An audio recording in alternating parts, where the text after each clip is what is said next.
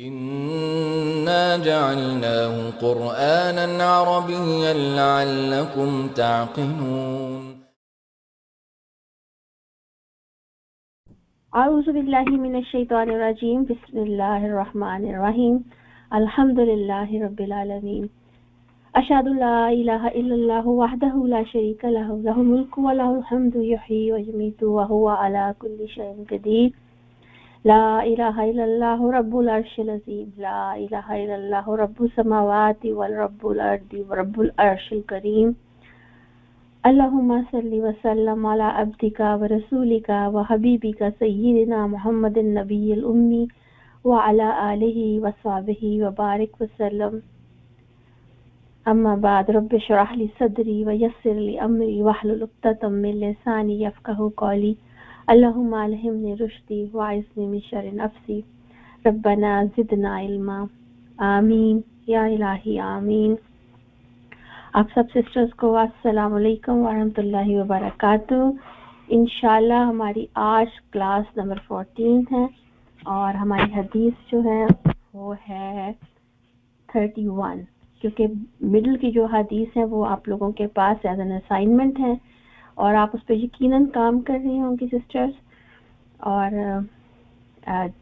انشاءاللہ دیکھتے ہیں آپ کب ہمیں سبمیشن کی طرف جاتی ہیں. تو یوں کرتے ہیں کہ ہم اپنی اس حدیث کا اللہ سبحانہ تعالیٰ کے نام سے آغاز کرتے ہیں. اور سسٹر شاہین آپ نے آج اس کو ریسائٹ کرنا ہے، ریڈ کرنا ہے. آئیے اور ریڈ کیجیے وتھ ترجمہ. اللہ تعالیٰ کی رضا اور لوگوں کی محبت.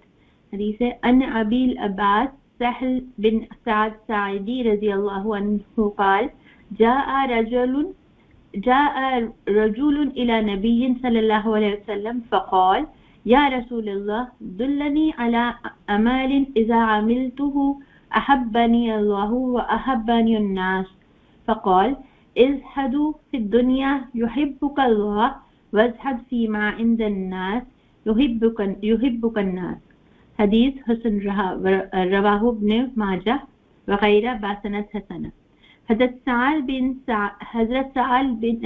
بن سعد سعدی روایت کرتے ہیں کہ ایک شخص نے حضرت صلی اللہ علیہ وسلم کی خدمت میں حاضر ہو کر عرض کیا یا رسول اللہ صلی اللہ علیہ وسلم مجھے ایسا عمل بتا دیجیے جس کے کرنے سے اللہ تعالیٰ مجھ سے محبت کریں اور لوگ بھی مجھ سے محبت کرنے لگیں.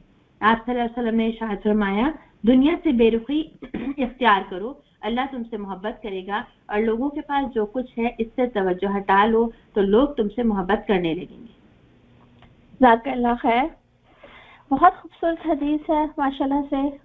اس میں ہم پہلے صحابی کے بارے میں پڑھتے ہیں اور پھر ہم دیکھتے ہیں کہ اس حدیث میں کیا بات کی گئی ہے. تو صحابی یہاں پہ ہیں سہل بن سعدی. یہ سعدی قبیلہ سے تھے، یہ انصاری صحابی تھے اور ان کی جو کنیت ہے وہ بھی ابو العباس تھی. انٹرسٹنگ بات یہ ہے کہ ان کا نام حزن تھا اور آپ کو پتہ ہے وہ دکھ کو کہتے ہیں غم کو. تو آپ صلی اللہ علیہ وسلم نے اس کو بدل کے اس کا نام سہل رکھ دیا. جب آپ صلی اللہ علیہ وآلہ وسلم کی وفات ہوئی تو اس وقت یہ 15 سال کے تھے اور 91 ہجرہ میں ان کی مدینہ میں ڈیتھ ہوئی تھی. اور جب یہ کہا جاتا ہے کہ مدینے میں وفات پانے والے یہ آخری صحابی تھے. اسی وجہ سے ابو حازم جو ہے وہ روایت کرتے ہیں کہ حضرت سہل بن سعدی نے کہا تھا کہ اگر میں مر جاؤں تو تم کسی سے کہتے نہیں سنو گے کہ قال رسول اللہ، کہ رسول اکرم صلی اللہ علیہ وسلم نے فرمایا، کیونکہ یہ مدینے میں آخری صحابی تھے جو زندہ تھے. تو ان سے یہ بہت امپورٹنٹ حدیث جو ہے وہ روایت کی گئی ہے. اور آپ اگر دیکھیں تو اس حدیث میں جو بات کی گئی ہے تو کیا کہا گیا ہے کہ تو اللہ سے محبت حاصل کرنے کی خواہش ہم سب کی ہوتی ہے اور پھر دنیا ہمیں ایکسیپٹ کرے اور دنیا کی آنکھوں میں اپریسیشن ملے، دنیا اپریشیٹ کرے تو وہ چیز بھی انسان کے دل میں ہوتی ہے. اور یہاں پہ انہی دونوں چیزوں کو ایڈریس کیا گیا ہے. حدیث میں حضرت سہل بن سعدی کہتے ہیں کہ ایک شخص نے رجل نے آپ صلی اللہ علیہ وسلم سے کوشچن کیا کہ خالق کی نظر میں محبوب کیسے ہو جاؤں और दूसरा क्वेश्चन किया कि मखलूक की नज़र में मैं महबूब कैसे बन जाऊं। तो आप सल्लल्लाहु अलैहि वसल्लम ने इसके जवाब में हमें दो चीज़ें बताई। एक आपने फरमाया कि इज़हदु फिद दुनिया, और दूसरा आपने कहा वज़हद फीमा इंदन नास, यानी कि एक तो आप दुनिया से बेरग़बती इख्तियार करें और दूसरा ये फरमाया कि दुनिया वालों से बेरग़बती इख्तियार करें। तो दोनों जो एडवाइसेस हैं, दोनों में आप सल्लल्लाहु अलैहि वसल्लम ने जो वर्ड यूज़ किया वो ज़हद यूज़ किया। तो ये जानना कि जो बेरग़बती क्या है और ज़हद क्या है, तो उसको उस ज़हद को जानने की ज़रूरत है, क्योंकि अगर हम जब दुनिया से ज़हद ख़त्म करेंगे तो अल्लाह की मोहब्बत मिल जाएगी, और दुनिया वालों से हम ज़हद अख्तियार करेंगे उनकी चीज़ों से, तो फिर उन बंदों की मोहब्बत मिल जाएगी। तो ज़हद लुग़वी मानी इसके बनते हैं कि किसी चीज़ से हकारत की वजह से इससे पहलू बचाना, ये लुग़वी मानी है इसके कि किसी चीज़ से हकारत की वजह से बेरग़बती इख्तियार करना, यानी आपको पसंद नहीं है वो चीज़, ठीक है, और इससे पहलू से बचाना। और शरई इस्तिलाह में इन तमाम कामों को छोड़ देना जिससे कि आखिरत तबाह होती है, अल्लाह ताला की नाराज़गी इख्तियार होती है, और साथ में ये कि हलाल चीज़ों में से ज़रूरत की चीज़ों के मुताबिक लेना और लालच में ना पड़ना, ये इसके शरई मानी में आ जाता है। तो जब हम देखते हैं कि पहली चीज़ जो आती है कि इज़हद फिद दुनिया, सादिया नदीम कहनी है पेज, तो सिस्टर्स पेज इसका इसमें 165 है और मेरे पास जो हार्ड कवर है उसके अंदर 171 है। और यहाँ पे जो है ये देखें, ज़हद के यही मानी है, उसकी इस्लाही मानी ये है कि दुनिया की जिन हलाल और जायज़ चीज़ों की इंसान को ज़रूरत नहीं है उन्हें छोड़ना और ज़रूरियात ज़िंदगी पर किफ़ायत करना।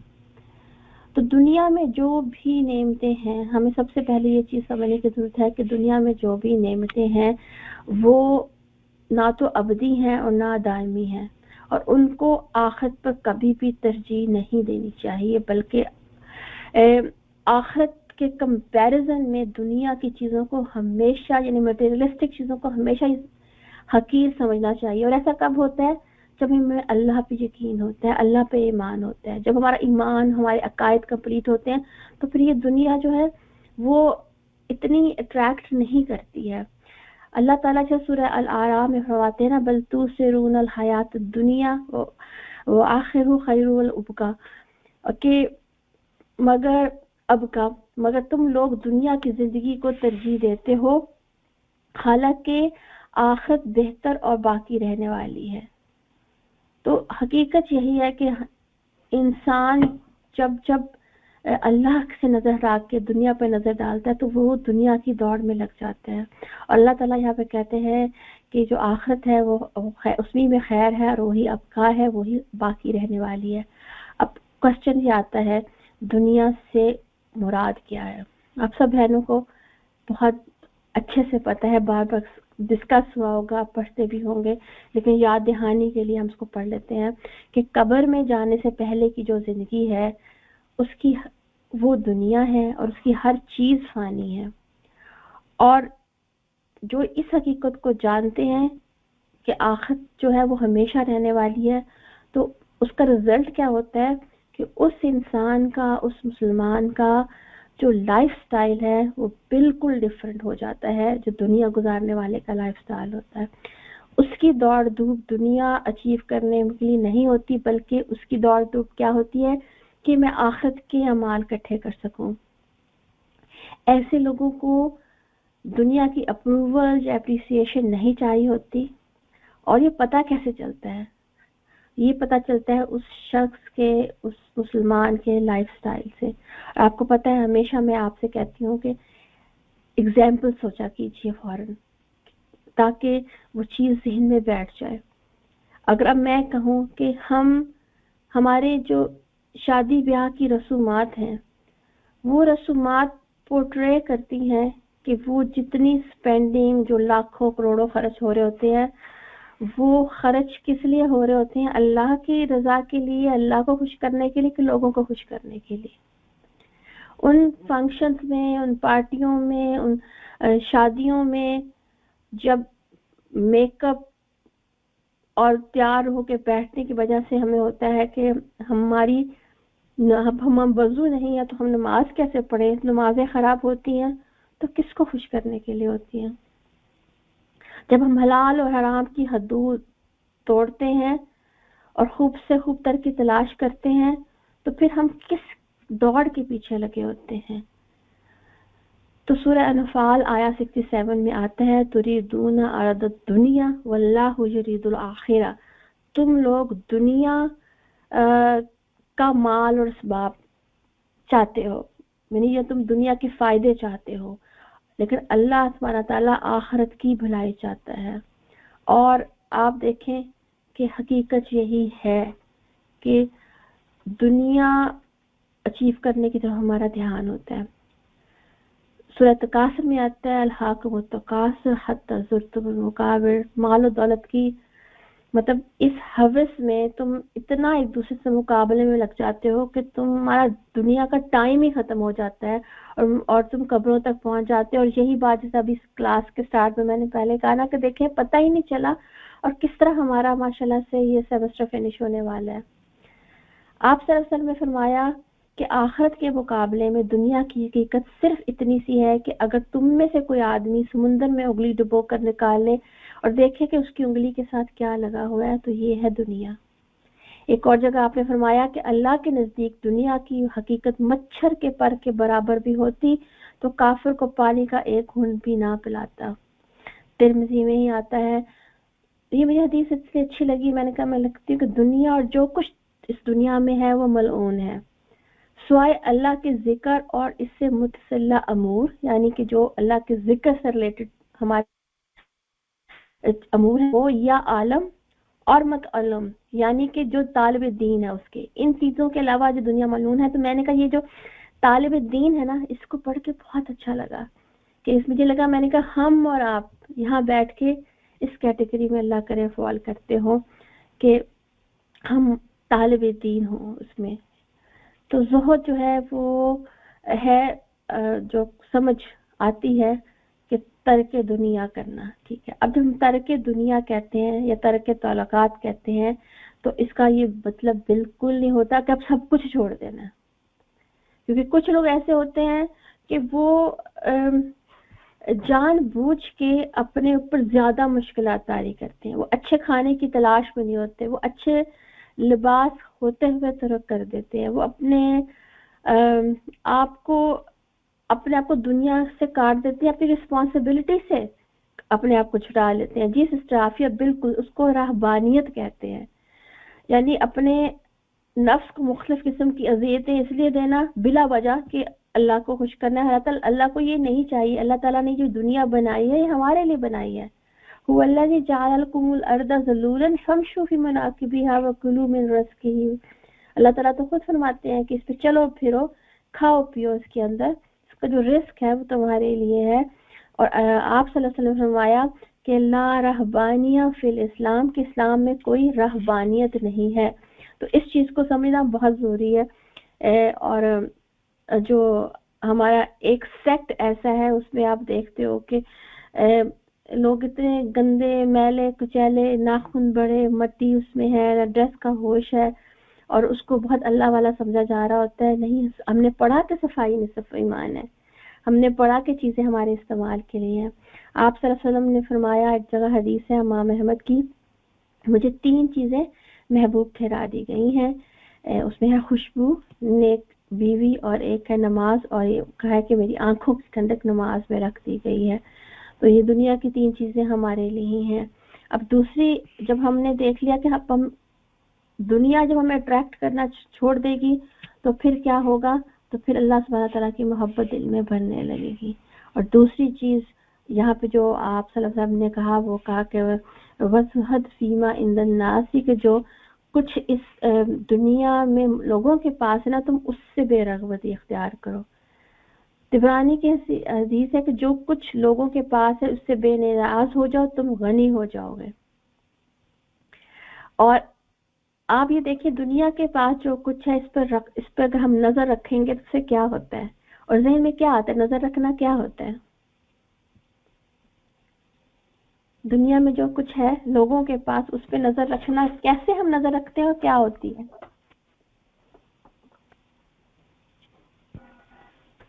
اس کی طرف دیکھنا اور لائک لالچ ہوتی ہے یا حرص ہوتی ہے کہ مزید سے مزید اس کی دوڑ پہ لگ جانا. جی بالکل، لالچ پہلی چیز تو جیلسی ہوتی ہے نا، حسد. سسٹر شاداب نے بھی لکھا ہے کہ جیلسی ہوگی، جیلسی کے بعد پھر ہوگا یہ میرے پاس بھی ہو. پھر جب ہم کہیں گے یہ میرے پاس بھی ہو، اور آپ دیکھیں کہ کسی گھر میں ہم کسی گھر سے آئیں اور چیزیں دیکھ کر آئیں آج کے، ہم اپنے ہسبینڈ کو بتاتے ہیں کہ ان کے گھر میں وہ چیز بہت زبردست تھی، اور یہ پھر اس کی خواہش کرنے لگتے ہیں. پھر جو کچھ بیویاں ہوتی ہیں وہ شوہروں کو تنگ کرنے لگتی ہیں. پھر بیچارے شوہر جو ہیں وہ ایکسٹرا ایفرٹ فٹ کرنا شروع کر دیتے ہیں، اور جب ایکسٹرا مطلب وہ چیزیں اپنی فیملی کو پرووائڈ کرنے کے لیے پھر وہ کیا ہوتا ہے کہ ان کا رجحان یا ان کو وہ سب کرنا پڑتا ہے جو حلال ذرائع نہیں ہے. پھر کریڈٹ کارڈ لیے جاتے ہیں، پھر دوسرے سے اچھا گھر چاہیے ہوتا ہے، پھر دوسرے کے کمپیریزن میں گاڑی چاہیے ہوتی ہے، پھر فرنیچر چاہیے ہوتا ہے. تو وہ جو ہے نا حاکم التکاثر، اس کی پھر یہ دوڑ شروع ہو جاتی ہے. تو جب دل میں اس کی دوڑ شروع ہو جائے تو پھر سوچئے کہ اس میں دنیا دل میں بس جائے گی. جب دل میں دنیا بس جائے تو اللہ کی جگہ کہاں رہے گی؟ یہ بالکل مطلب دیکھیں پھر مقابلہ بازی ہوتا ہے. پھر یہ آتا ہے کہ ایک دوسرے کو دیکھ کے طرح آئے گا کہ بغض اور اناد پیدا ہو جاتا ہے، اور اس سے مطلب یہ کہتے ہیں نا ڈومینو ایفیکٹ سٹارٹ ہو جاتا ہے کہ ایک کے بعد چیز، ایک کے بعد ایک چیز. اللہ سبحانہ آپ صلی اللہ علیہ وسلم نے کہا کہ ان چیزوں سے خود کو بچا لو. اس لیے میں بعض بہنوں کو کہتی ہوتی ہوں کہ جب کسی کے گھر جائے نا تو نظریں اٹھا کے ان کے گھر کی چیزوں کو مت دیکھا کریں. کوشش کریں کہ اتنا ہی چیزوں پہ دھیان دیں جہاں جس سے بات کی جا رہی ہے. ہم اسپیشلی شو آف کے لیے کپڑے اس طرح کے پہن کے جاتے ہیں یا ہماری جیولری ایسی ہوتی ہے، تو ہمیں بھی ان چیزوں کا دھیان رکھنا چاہیے. یہاں پہ دیکھیں میں نے کچھ آپ کی بک میں سے بھی کیا تھا کہ دیکھیں حلال روزی اور جائز سہولتیں حاصل کرنے کے لیے بھاگ دوڑ کرنا عبادت ہے. اس سے انسان برکت اور ثواب کا مستحق ہوتا ہے، اللہ کے رسول کا پسندیدہ بنتا ہے صلی اللہ علیہ وسلم. یہ تھا یہ دنیا مومن کے لیے عارضی مقام اور گزر کا ہے. آپ صلی اللہ علیہ وسلم نے فرمایا تم دنیا میں اس طرح رہو جیسے مسافر یا راہ گزر ہو. یہ دنیا دارالعمل ہے، یہاں پر کہ یہ اعمال کی جزا یا سزا آخرت میں ملے گی. اس کو اپنے پڑھتے جائیے گا. دنیا حاصل ہونے پر شکر کرنا، اور جو زبان دل اور عمل سے ہوتا ہے، عمل کی اصلی صورت اللہ کی راہ میں خرچ کرنا ہوتا ہے. تکبر، بڑائی اور نمائش سے بچنا لازمی ہے. اور پھر آگے ایگزامپل ہے قارون کے تکبر کی. جس آدمی کے پاس دنیا کا مال زیادہ ہے اس پر دینی اور دنیاوی ذمہ داریاں زیادہ ہیں، اور دنیا اور آخرت میں جواب دہی بھی سخت ہوگی. اس کے برخلاف جس کے پاس رزق بقدر ضرورت اور کفایت ہے، وہ دنیا اور آخرت کی ذمہ داری اور جواب دہی سے ہلکا اور بری ہوگا. تو یہ یہاں پہ یہ دیکھیں ایک دوسری حدیث میں آپ صلی اللہ علیہ وسلم نے انسان کو ذہنی سکون اور راحت حاصل کرنے کا گر یہ بتایا کہ لوگوں کے ہاتھوں میں جو کچھ ہے یعنی مال اور دولت، عہدے اور مرتبے، ان سے تم مایوس ہو جاؤ، یعنی ان کے حاصل کرنے کی امید اور آس نہ رکھو. اس طرح تم میں اطمینان اور قناعت پیدا ہوگی جو تمہیں راحت پہنچائے گی اور تمہیں سکون، ذہنی سکون حاصل ہوگا. سبحان اللہ. تو یہ اس حدیث میں جو ہمیں پوائنٹ ملتے، دیکھو پیاری بہنوں آپ نے دیکھا ہوگا نا کہ ایک گلاس ہے، اس گلاس میں گندا پانی ڈالا ہو اور اس کے اندر اگر ہم صاف پانی ڈالنا شروع کرتے ہیں تو جیسے جیسے پانی صاف ڈلتا جاتا ہے نا، گندا پانی پہلے اس کا کلر لائٹ ہوتا ہے، لائٹ ہوتا ہے، لائٹ ہوتا ہے، اور فائنلی وہ پانی جو ہے وہ صاف ہو جاتا ہے.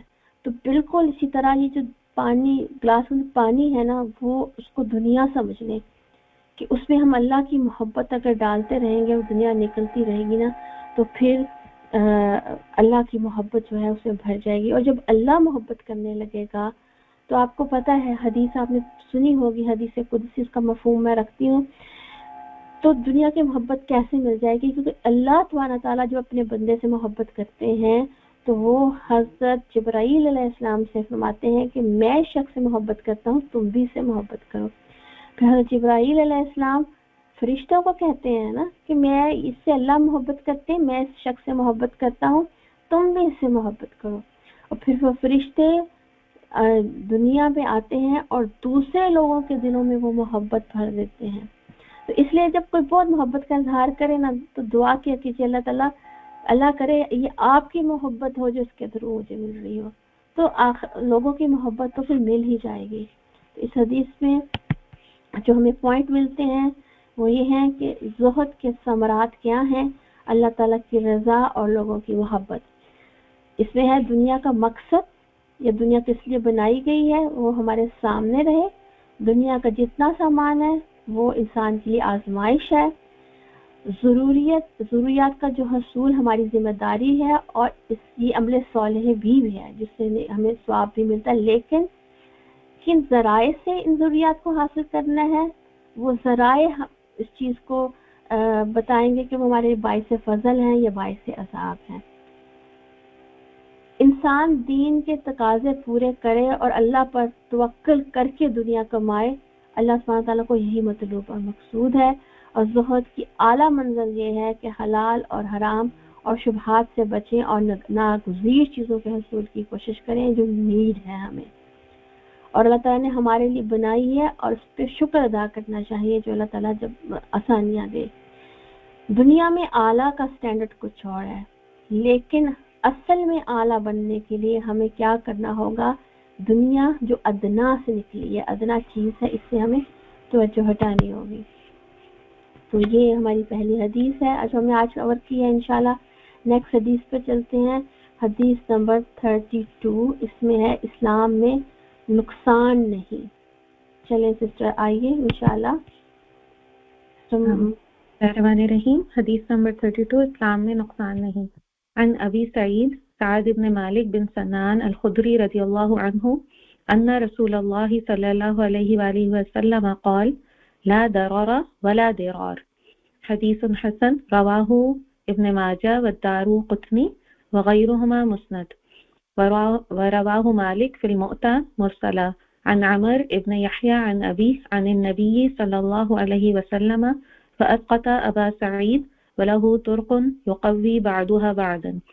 حضرت ابو سعید سعد بن مالک بن سنان خدری رضی اللہ روایت کرتے ہیں کہ رسول اللہ صلی اللہ علیہ وآلہ وسلم نے ارشاد فرمایا، اسلام میں کسی کو نقصان اور تکلیف پہنچانے کی اجازت نہیں ہے۔ جی جزاک اللہ خیر سسٹر۔ اچھا یہاں پہ دیکھیے اس پوری حدیث میں جو متن ہے وہ کیا ہے؟ لا ضرر ولا ضرار، یہ ہے۔ تو کچھ حدیث پر میں نے خاص طور پر آپ کو ریمائنڈر دیے ہیں کہ آپ حدیث کو یاد کرنا شروع کریں، کیونکہ یہ جو دو سینٹینسز تھی، 3 سینٹینسز کی حدیثیں ہیں، ان کو یاد کرنا بہت آسان ہے۔ تو بالکل انہی حدیث میں سے یہ حدیث پہ آ جاتی ہے، صرف اتنی سی ہے، لا ضرر ولا ضرار۔ اس حدیث کو اس طرح سے یاد کیجیے انشاءاللہ، ٹھیک ہے۔ تو اس حدیث میں ہم دیکھ لیتے ہیں کہ اسلام میں نقصان نہیں ہے۔ اس میں اب یہاں پہ ٹرانسلیٹ نہیں کیا گیا، لیکن آپ دیکھیں اس حدیث سے آگے لکھا ہوا نا کہ حسن، یہ حسن ہے حدیث، رواہ ابن ماجہ و دارقطنی، یہاں یہ آ جاتا ہے کہ ابن ماجہ میں اور دارقطنی میں حدیث ہے۔ جو آگے ہے اس کو بھی میں ویسے آپ کو بتا دیتی ہوں، وہ غیرہما مسند، کہ باقی لوگوں نے بھی اس کو مسند ہی کہا ہے، یعنی اس کی سند کو مکمل کہا ہے۔ ورواه مالک فی الموتہ، امام مالک کی جو موتہ ہے اس کے اندر اس کو مرسلن کہا گیا ہے۔ اور عمرو بن یحییٰ عن ابیہ، عمرو بن یحییٰ کے ذریعے اور ان کے والد سے نبی اکرم صلی اللہ علیہ وسلم کے حوالے سے اس کو بیان کیا گیا ہے۔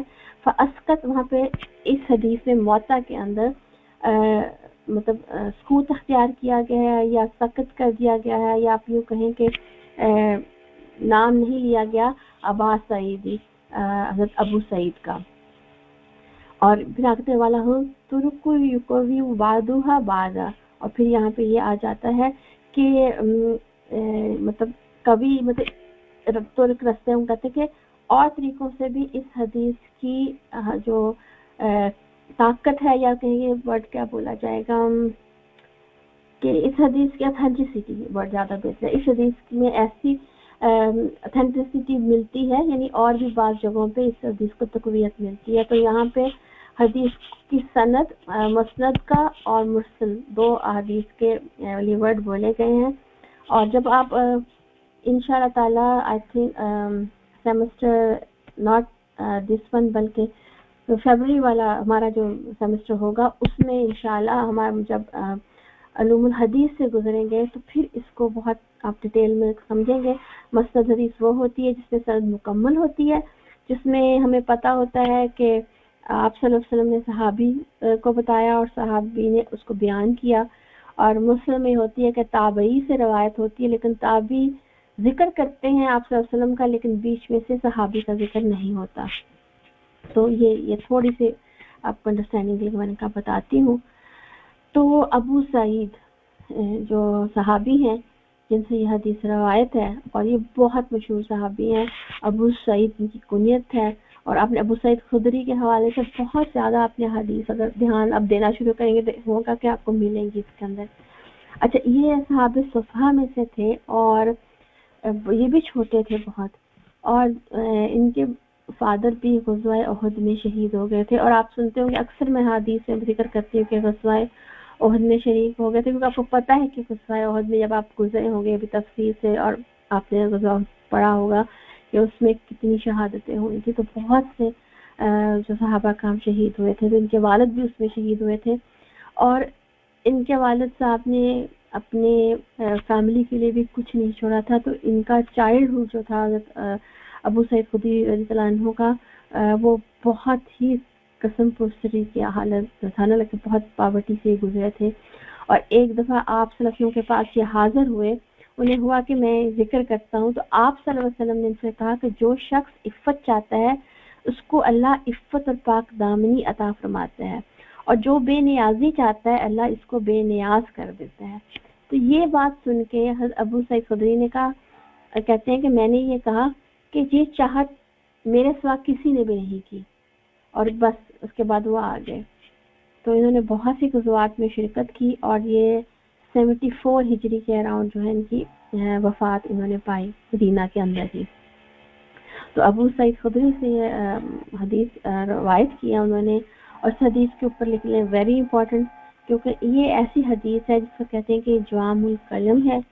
और इसमें से दो वर्ड हैं, ला दरारा वाला दिरारा, लेकिन इस हदीस से फ़िक़्ह के बहुत से कायदे निकलते हैं और कानूनी बहुत से कायदे निकलते हैं इस हदीस से। तो और उसी को हम देखेंगे कि दरारा और दरारा क्या है। दरारा होता है कि नुकसान पहुंचाना, किसी को नुकसान पहुंचाना, और दरारा होता है कि एक दूसरे को नुकसान पहुंचाना, या किसी को नुकसान या दर्द पहुंचाया उसके जवाब में दर्द पहुंचना। तो ये इसके अंदर आ जाता है। इसको यूँ समझ लें जैसे कोई एक शख्स किसी को गाली देता है और उसके जवाब में दूसरा गाली दे दे। अगर कोई ये किसी को चोट लगाता है जवाब में से दूसरा भी उसको चोट लगा देगा, तुमने मुझे कहा था ना ऐसे तकलीफ दी थी तो मैं तुम्हें देता हूँ। तो ये इसको दरारा दरारा कहते हैं। और अगर ये बड़े लेवल का हो, अगर ऐसा मामला हो, तो फिर उसको सलूशन के लिए अदालत में जाना होता है। यानी ये है कि खुद से फैसला करके नुकसान नहीं पहुंचाना, बल्कि अदालत में ले जाया जाएगा। एक और जगह हदीस आती है तिबरानी में कि ला दरारा व दरारा फिल इस्लाम, कि इस्लाम के अंदर ना कोई नुकसान पहुंचाता है ना किसी को नुकसान पहुंचाया जाता है।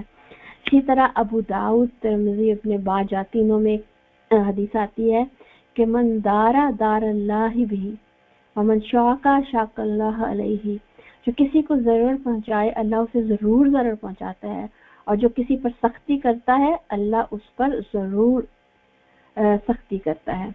और इसकी जो एक्सप्लेनेशन है दरारा और दिरारा की, वो अच्छा दरारा आफी ने कहा ज़रर, उर्दू में हम वर्ड बोलते हैं ज़रर, किसी को ज़रर पहुंचाना।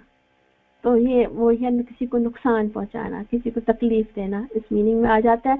और इसको ग्रामर की में सिर्फ एक्सप्लेन करें तो भी इसके बहुत से मानी निकलते हैं, लेकिन चूंकि हमारा ये कोर्स बेसिक कोर्स था, तो इसलिए बहुत सी चीज़ों को फिर हम आसान करके करते हैं। अगर इसको हमारा कोर्स ये आखिरी जो सेमेस्टर्स में होता तो फिर इसकी एक्सप्लेनेशन और भी डिटेल में जाती। तो जो मैंने भी हदीस आपको पढ़ी है ना, वो मन शाका शाकल्लाहु अलैहि वाली, तो जो किसी को ज़रर पहुंचाएगा अल्लाह उससे ज़रर पहुंचाता है, जो किसी पर सख्ती करेगा अल्लाह उस पर सख्ती करता है। तो सबसे पहले हमें देख सकते हैं हमारा दीन कहता क्या है इस बारे में ना। हमारा दीन है क्या? हमारा दीन है इस्लाम, और इस्लाम का मतलब क्या है? सलामती। तो जिस दीन के मीनिंग में ही अमन और सलामती हो तो वो दीन सुभान अल्लाह इतना खूबसूरत है, उसमें नुकसान का जिक्र कहाँ से आ जाता है। हमारा दीन तो ये कहता है ना कि लैसल बिर्रा हत्ता तुनफिकू मिम्मा तुहिब्बून, कि तुम तो नेकी को पहुंच ही नहीं सकते जब तक कि तुम वो ना खर्च कर दो जिसको तुम महबूब समझते हो, जो तुम्हें बहुत पसंद है। और मुसलमान के बारे में जब हमें मिलता है कि अल-मुस्लिमूना मिन लिसानिही व यदैही, मुसलमान वो है जिसके हाथ और जुबान से दूसरे मुसलमान महफूज रहे। अल-मुस्लिम मिन सलम अल-मुस्लिमूना मिन लिसानिही व यदैही। और हमारा दीन ज़रर की गुंजाइश रख ही नहीं सकता। पहला जो आंसर या पहला पॉइंट जो हम करेंगे वो ये इसमें से करेंगे। आपकी बुक में भी लिखा हुआ है ये बात है। जब हम बुक से भी मैं गुजरूंगी तो दिखाऊंगी कि 2 गालियां देने वालों के लिए वही वबाल है जो उन्होंने एक दूसरे को कहा है, और उनमें से पहल करने वाले पर गुनाह ज्यादा है जब तक मजलूम किसी और वजह से ज्यादती ना करे। मतलब अगर पहले किसी ने गाली दी है तो उसका गुनाह ज्यादा है जब तक दूसरा ज्यादा ना कर दे रिटर्न में। और हमने हज़रत अबू बकर का वाक़या सुना हुआ है, जब आप सल्लल्लाहु अलैहि वसल्लम उनके पास खड़े थे और कुछ शख्स हज़रत अबू बकर को बुरा भला कह रहे थे। मफ़हूम बयान करती हूँ। तो आप जब अबू बकर ने इन रिटर्न आंसर दिया तो आपसे सुनने क्या फरमाया था, जब तक तुम खामोश थे तब तक फरिश्ते तुम्हारी तरफ से जवाब दे थे, तो तुमने जवाब दिया तो फरिश्ते चले गए। तो हम थोड़ा सा कुरान और हदीस से ये देख लेते हैं कि हदीस की इम्पोर्टेंस बहुत ज़्यादा है कि एग्जाम्पल से हम देखते हैं कुरान पाक में ये जो वर्ड है ना ज़रा, इसका ख़ास तौर पे जिक्र करके इसको मुखातब किया गया है कि अब अगर हम देखते हैं मियाँ बीवी के तलाक के ताल्लुकात के हवाले से कि अगर हस्बैंड अपनी बीवी को डाइवोर्स करना चाह रहा है लेकिन ना तो वो उसको डाइवोर्स दे रहा है और ना ही अपनी बीवी को तमाम राइट्स दे रहा है, तो फिर सूरह निसा में अल्लाह ताला फरमाते हैं कि तुम ऐसा ना करना कि एक ही तरफ ढलक जाओ और दूसरी को ऐसी हालत में छोड़ दो कि इसको मुअल्लक रखो। सूरह बकरा में आता है, आया 231 है, आप गुजरे होंगे इससे। फमसकुहुन्ना बिमारूफी औ सारिहुन्ना बिमारूफी वला तमसिकुहुन्ना दरारन लितातदू। यहाँ पे दरार के और के हवाले से या तो भले तरीके से उन्हें रोक लो या भले तरीके से उन्हें रुखसत कर दो। महज ज़रर पहुंचाने के लिए उन्हें रोके ना रखना ये ज्यादती होगी। फिर अगर हम तलाक के मामला में देखें कि तलाक देते वक्त भी ज़रर होता है, तलाक देते वक्त भी ज़रर पहुंचाया जाता है। कैसे ज़रर पहुंचाते हैं? तलाक देते वक्त कैसे तकलीफ देते हैं? हमारे इल्जाम जी जी इल्जाम लगाते हैं, एक दूसरे इल्जाम लगाते हैं और भी कुछ करते हैं। जो कुछ दिया है वापस ले लेते हैं, बिल्कुल सही है, जो कुछ दिया है उसको वापस ले लेते हैं।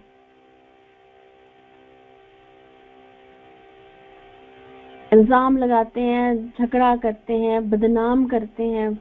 मतलब अल्लाह अकबर सुभान अल्लाह, ऐसी बातें सुनने में आती हैं कि मुझे होता है कि 3, 4, 5 साल इकट्ठे रहने के बाद अब किस तरह किसी के ऊपर इस तरह से इल्जाम लगा सकते हैं। एक एक चीज गिन कर ली जाती है, हाथों से उतारी जाती है। मैंने देखा है कपड़े तक वापस ले लिए जाते हैं। अल्लाह अकबर। तो तलाक में आया नंबर 6 में आता है, तुम उन औरतों को वही रखो जहां तुम अपनी वसत के मुताबिक रहते हो और उन्हें ज़रर मत पहुंचाओ यहाँ पर ला तदारुहुन्ना का वर्ड जो है तो उनके रहने का ठिकाना तंग कर दो। मतलब अगर किसी से अंडरस्टैंडिंग नहीं हुई, डिवोर्स हो गया, तो इतना कुछ स्प्रेड कर दिया जाता है कि शादी उनकी दूसरी करनी ही मुश्किल हो जाती है। अल्लाह ताला हमें हिदायत दे। तो तलाक के मामलात में बहुत तंग किया जाता है। फिर अगर हम उसके बाद आ जाती है रज़ात, जब रदात का, तो रदात के इशू को भी सुभान अल्लाह डिस्कस सूरह बकरा में आप गुजरे होंगे, किया गया है कि वह ला तदारु वालिदाहु, कि ना तो माँ को तकलीफ दी जाए ली वलदीहा कि बच्चा उसका है, और है कि ना वला मौलूदुन लहु बिवलदिही, और ना बाप को तंग किया जाए कि बच्चा उसका है। फिर इस्लाम में आ जाता है वही अदल का कानून आ जाता है कि फिर इसमें है कि किस तरह से अगर माँ दूध पिला रही है, अपने फीड कर रही है, नर्स कर रही है अपने बच्चे को, तो फिर किस तरह उसका नान नफका का बंदोबस्त करना है।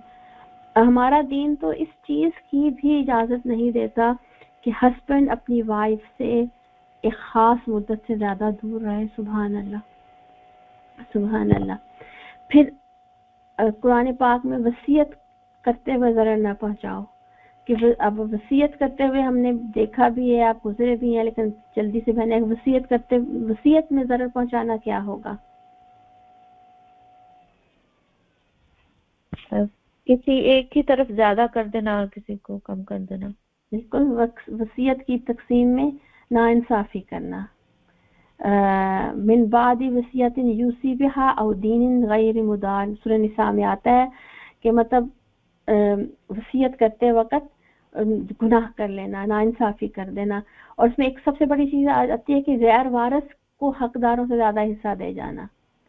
सूरह तिर्मिज़ी में आता है कि बेशक एक आदमी 60 साल अल्लाह की अताअत में बसर करता है, फिर उसे मौत आती है और वसीयत में जुल्म कर बैठता है, यानी वो जहन्नम की आग में दाखिल हो जाता है। अल्लाहुम्मा ला तजअलना मिनहुम। तो ये वाला जो वसीयत आपने जब गुजरे होंगे तो आपको पता होगा ये वाला पहलू कितना ज्यादा हमारी निगाहों से दूर है। लेकिन मेरा चूंकि यहाँ पे टॉपिक नहीं है तो मैं इसको डिटेल में डिस्कस नहीं करूंगी। तजारत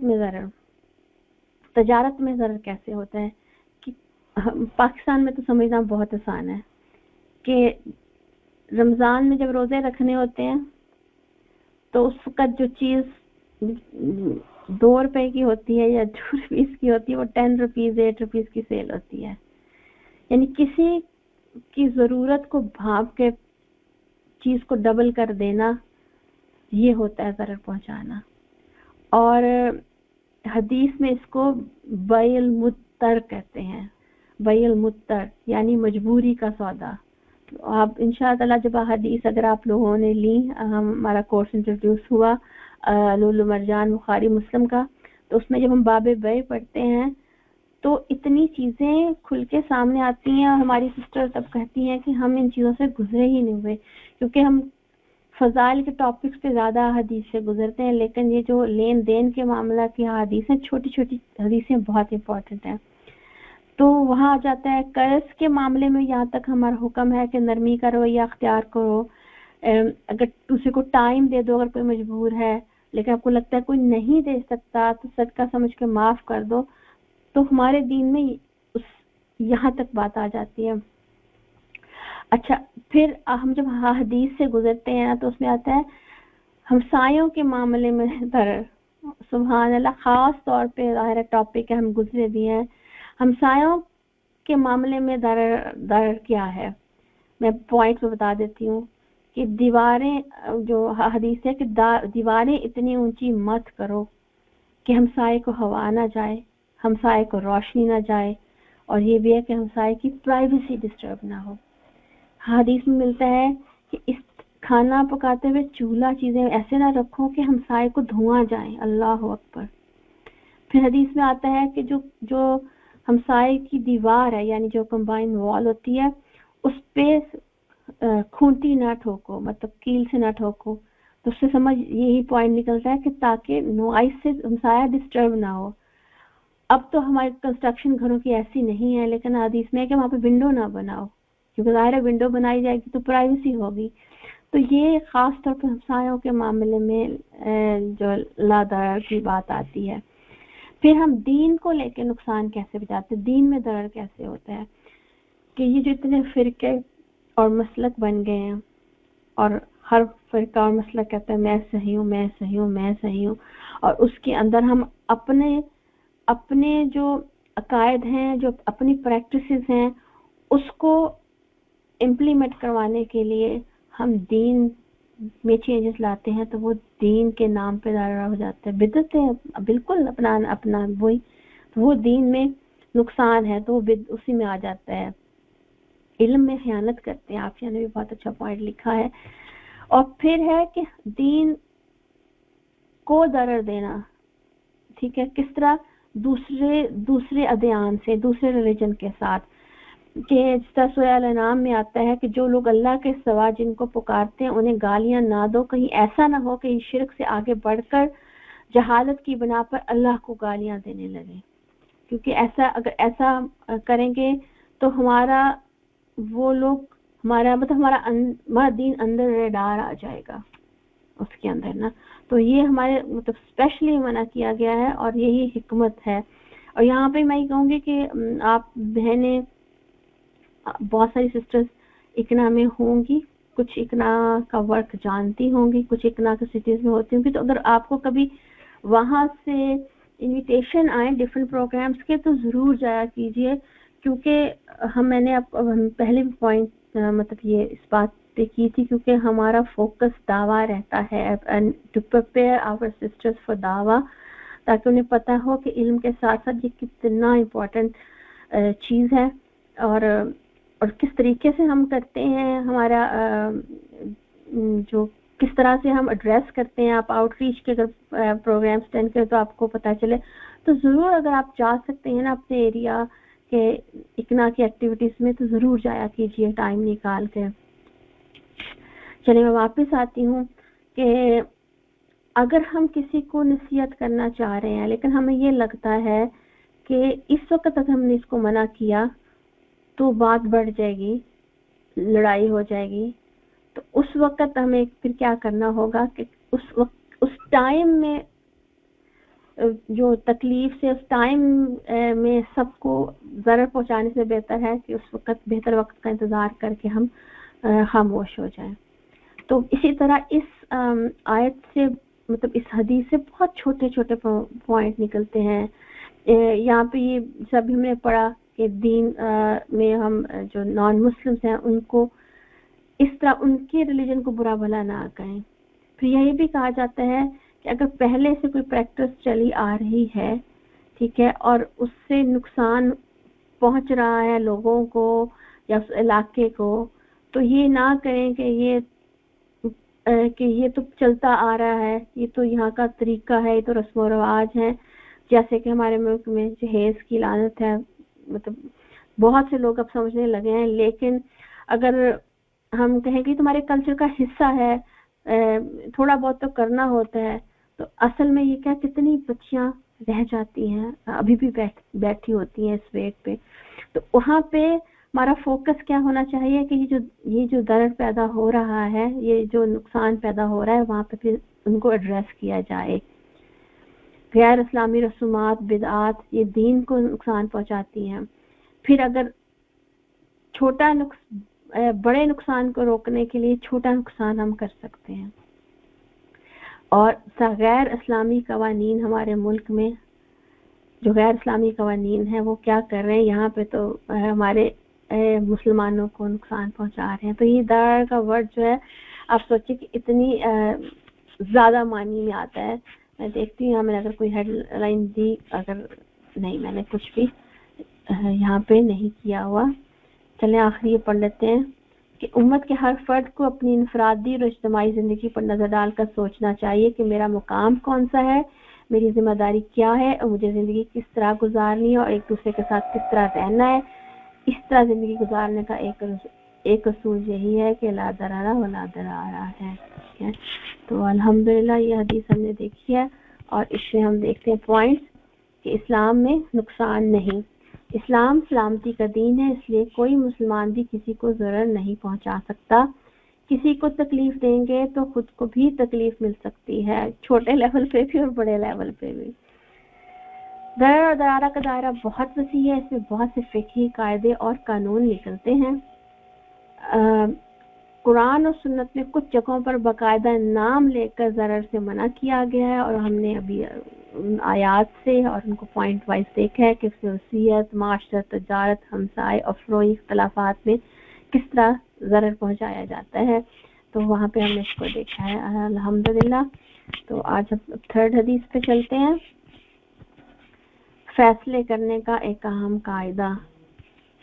तो इंशाल्लाह कौन बहन आके पढ़ती है इसको?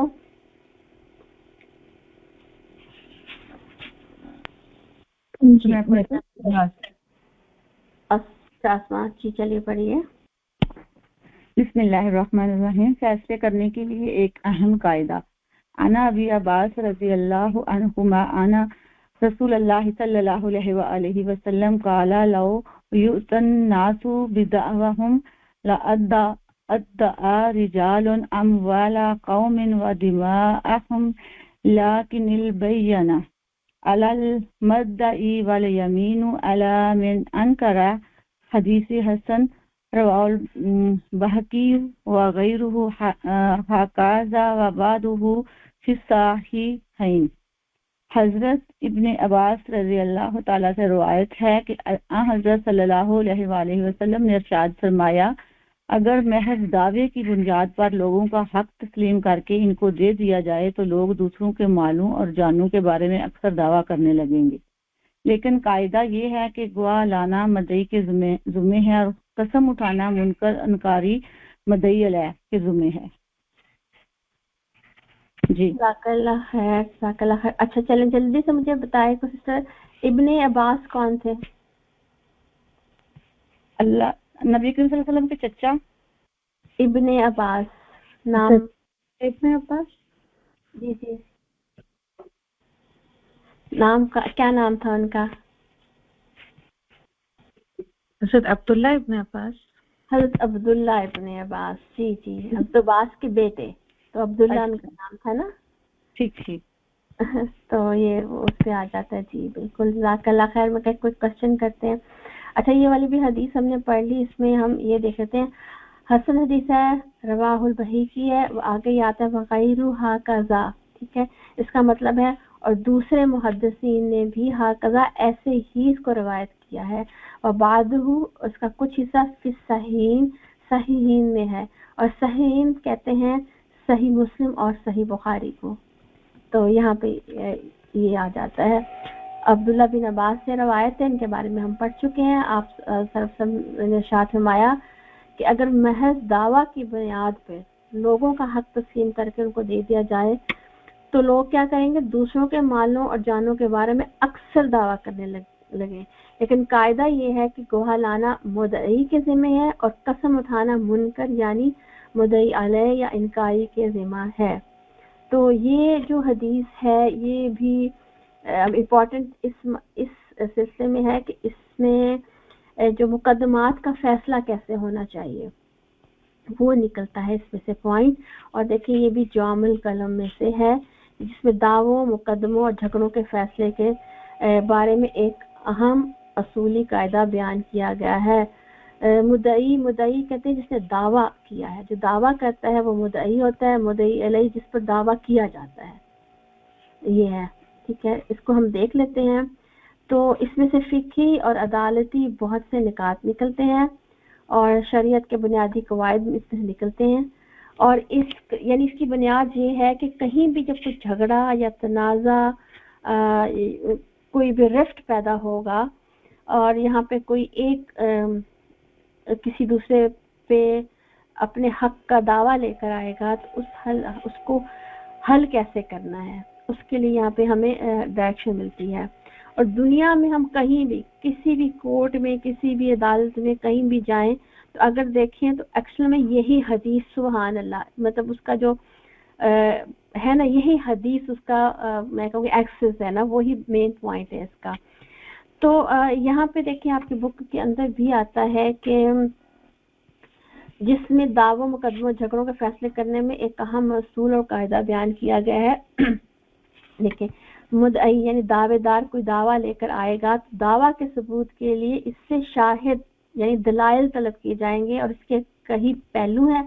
اول یہ ہے کہ شریعت نے انسانوں میں سب کو ایکوالٹی دی ہے، اس لیے اس بات کا لحاظ نہیں کیا جائے گا کہ کوئی کتنا رچ ہے، کوئی کتنا اچھے اخلاق والا ہے، کوئی کتنا متقی ہے، کوئی کسی کا سٹیٹس کیا ہے، کچھ نہیں دیکھا جائے گا۔ اگر کسی نے کوئی دعویٰ کیا ہے تو اس کا سلیکشن یہ کیا ہے کہ اس کو دلیل سے ثابت کرنا پڑے گا۔ یہاں پہ جو لفظ یوز کیا گیا ہے یہاں پہ البینۃ علی مدعی، یعنی کہ دلیل بینہ ثبوت اور دلیل ثابت، یعنی کیا اس کو کہیں گے روشن دلیل جو ہے نا وہ پیش کی جائے گی، یعنی اس کو گواہ بھی لانے پڑیں گے اور اس کو ثبوت بھی لانے پڑیں گے، یہ پروف کرنے کے لیے کہ یہ چیز میری ہے، یا یہ جھگڑا ہوا تھا تو اس وقت اس نے سٹارٹ کیا تھا، یہ میری چیز ایسے اس وقت اٹھائی تھی، جو بھی قسم کا مسئلہ ہوگا تو یہ کرنا پڑے گا۔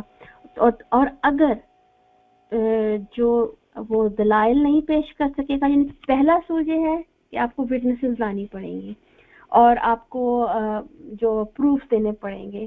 اگر ایسا نہیں ہوگا تو دین مدعی علیہ، یعنی جس پہ الزام لگا ہے یا جو کہہ رہا ہے کہ یہ میرا ہے، یہاں پہ اس کو کہا گیا ہے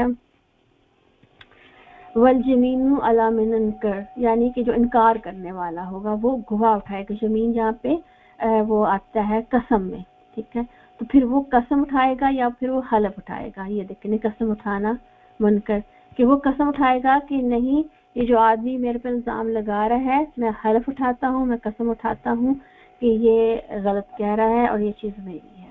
تو یہ اس میں سے پوائنٹ لکھتا ہے۔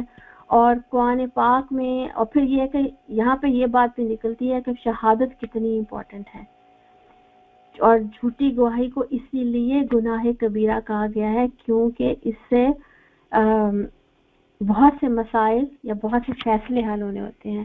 سورہ بقرہ میں آتا ہے آیت نمبر 283 میں، اور شہادت کو ہرگز نہ چھپاؤ، جو شہادت کو چھپاتا ہے اس کا دل گناہ میں آلودہ ہو جاتا ہے۔ سورہ آل عمران میں آتا ہے کہ وہ لوگ جو اللہ کے عہد اور اپنی قسموں کو، سورہ آل عمران کی آیت 77 ہے، جو لوگ اپنے اللہ کے عہد اور اپنے قسموں کو تھوڑی قیمت پر پیش ڈالتے ہیں ان کے لیے آخرت میں کوئی حصہ نہیں ہے۔ اللہ قیامت کے دن ان سے نہ بات کرے گا نہ ان کی طرف، اللہ اکبر، یہ آیت اتنی ڈراتی ہے نا کہ اللہ نہ ان سے بات کرے گا، نہ ان کی طرف دیکھے گا، اور نہ ہی انہیں پاک کرے گا، بلکہ ان پہ سخت دردناک عذاب ہوگا، کیونکہ گواہی سے فیصلے ہونے ہوتے ہیں۔ حضرت عبداللہ بن عباس ایک اور جگہ روایت کرتے ہیں کہ آپ صلی اللہ علیہ وسلم کے پاس دو جھگڑنے والے آئے، ان میں سے ایک نے دوسرے کے خلاف اپنے حق کا دعویٰ کیا۔ آپ نے مدعی سے فرمایا کہ دلیل شہادت پیش کرو، دلیل پیش کرو۔ اس نے کہا یا رسول اللہ صلی اللہ علیہ وسلم یہ پاس کوئی دلیل نہیں ہے۔ آپ نے پھر دوسرے آدمی سے کہا کہ اللہ کی قسم اٹھاؤ جس کے سوا کوئی حقیقی معبود نہیں، اور تیرے ذمہ اس آدمی کا کوئی حق نہیں ہے، تیرے پاس اس کی کوئی چیز نہیں ہے۔ تو پھر آپ نے اس طرح کر کے جو ہے قسم لے کے وہ کہا۔ پھر ہمیں یہ واقعہ بہت مشہور واقعہ بھی ملتا ہے جہاں پہ حضرت علی رضی اللہ عنہ، جبکہ وہ امیر المومنین تھے، اور تب ان سے ان کی ذرا جو یہودی کے پاس تھی، اور حضرت علی نے کہا لے کے قاضی کے پاس گئے تھے، اور قاضی نے کہا تھا کہ آپ کو گواہ پیش کرے، تو حضرت علی نے حسن اپنے بیٹے کو پیش کیا تھا، تو قاضی نے کہا تھا کہ بیٹا گواہی نہیں دے سکتا باپ کے حق میں۔ تو کیا ہوا تھا، حالانکہ وہ ذرا حضرت علی کی تھی، وہ امیر المومنین تھے، لیکن فیصلہ جو قاضی نے اس وقت یہودی کے حق میں کیا تھا۔ تو یہ اصل میں اسلام کا نظام عدل کا بہت بڑا اصول ہے یہاں پہ۔ اور یہاں پہ دیکھیں یہ تو ہم نے کر لیا کہ ہر کوئی جب تک دلیل نہیں ملے گی تو ہر کوئی انوسینٹ ہی قرار پائے گا۔ جب مدعی گواہ پیش نہیں کر سکتا پھر مدعی علیہ کو قسم اٹھانے کے لیے کہا جائے گا۔ اس کو بھی ہم نے دیکھ لیا۔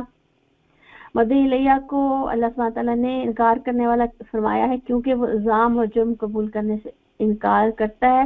اس نوع کی قسم کو شریعت میں یمین الصبر یعنی صبر کی قسم یا یمین الخموس یعنی کہ غم کی قسم کہا جاتا ہے۔ جس شخص نے صبر کی ایسی قسم اٹھائی جس سے کسی مسلمان کے مال کو ہڑپ کرنا اور لوٹنا چاہتا ہو، वो इसमें गुनाहगार है, या तो रोज़े क़यामत अल्लाह से ऐसे हाल मिलेगा वो कि उस पर सख्त नाराज़ होगा। और हमने ये भी देख लिया कि दावेदार और शाहिद जो वो तलब किए जाएंगे। और काजियों के बारे में आता है कि काजी 3 किस्म के होते हैं, उसमें से एक तो जन्नती होगा और 2 जहन्नमी होंगे। जन्नती काजी जो होगा जो हक के मुताबिक फैसला करेगा, और जो काजी हक जानते हुए भी गलत फैसला करेगा वो तो जहन्नमी होगा। और थर्ड जहन्नमी कौन होगा? जो अपनी जहालत से लोगों का फैसला करेगा, यानी कि वो इतना वो क्वालिटी ही नहीं रखता होगा, तो अपनी जहालत की वजह से ये फैसला करेगा, वो जहन्नमी होगा। उम्मुल मोमिनीन हज़रत उम्मे सलमा रज़ियल्लाहु अन्हा बयान फरमाती है कि रसूल अकरम सल्लल्लाहु अलैहि वसल्लम ने फरमाया, मैं तो एक इंसान हूँ और तुम मेरे पास अपने झगड़े लाते हो, और मुमकिन है तुम में से बाज़ अपने दलीलें बयान करने में दूसरों के बनिस्बत ज़्यादा चर्ब ज़बान हो, और मैं इससे सुनी हुई बात के इसके हक में फैसला कर दूं। अगर मैं किसी के लिए इसके भाई के हक से फैसला कर दूं तो वो इसे हरगिज़ ना ले, क्योंकि मैं इसके हक में आग के एक टुकड़े का फैसला कर रहा हूँ। यानी कि गलत अगर फैसला हो जाए है तो फिर उसको करेक्ट करें। दुनिया में इन फैसलों को हक पे कर लेना बेहतर है आखिरत के अजाब से। तो यहाँ पे फिर हम इस हदीस पे देख लेते हैं पॉइंट क्या निकलते हैं।